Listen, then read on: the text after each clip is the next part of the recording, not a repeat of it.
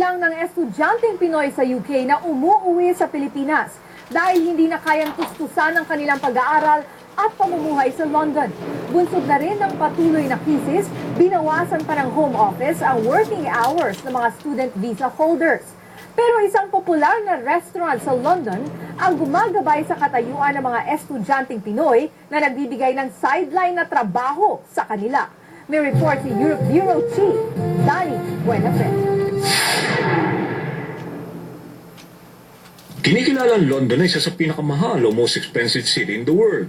Maraming oportunidad pero hindi na madaling pasukin dahil prioridad ng pamahalaan ay EU citizens. Kaya ilang Pinoy pumapasok sa UK sa pamamagitan ng student visa at nagbabayad sila ng malaki. Subalit hinipitan na ng Home Office ang kalakaran para sa mga foreign students. 10 oras na lang sila pinapayagan magtrabaho sa loob ng 1 linggo at posibleng tanggalin pa ito sa susunod na mga taon. 15 taon ng General Manager si Tommy Mejia sa My Old Dutch Restaurant, isang sikat na pancake house sa Holborn. 15 ang kanyang service crew na karamihan ay Pinay working students. Kahit bata at walang karanasan sa trabaho, handang tulungan ni Tommy ang mga kababayan dahil mas mabilis itong matuto kumpara sa datihan niyang mga kawani na Moroccan, Dutch at Algerians. Wala rin anyang diskriminasyon sa pagpapasahod niya sa mga estudyanteng Pinoy. Tumatanggap sila ng basic minimum wage na halos 6 pounds o halos 450 pesos per hour.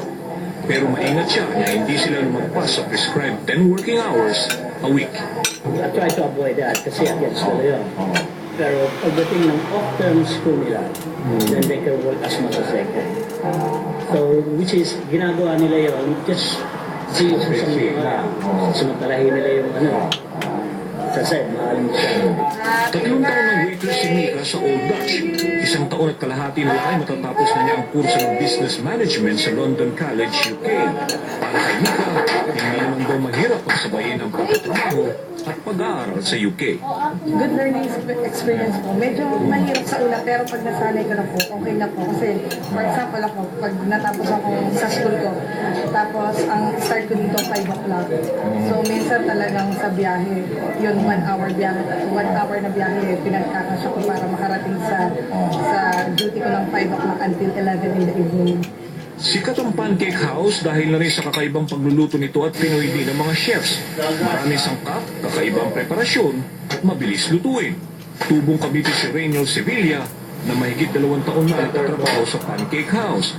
Dati rin siyang chef sa Baco. Actually, napakadali lang. Parang gumagawa ka ng pizza normally, no? Dahil mga Pinoy na rin ang crew at kakaibang estilo ng paghahanda sa pagkain, dinadayo ang Old Dutch ng kapwa Pinoy para sa kanilang mga mahalagang selebrasyon, gaya ng birthday, binyag, anniversaries.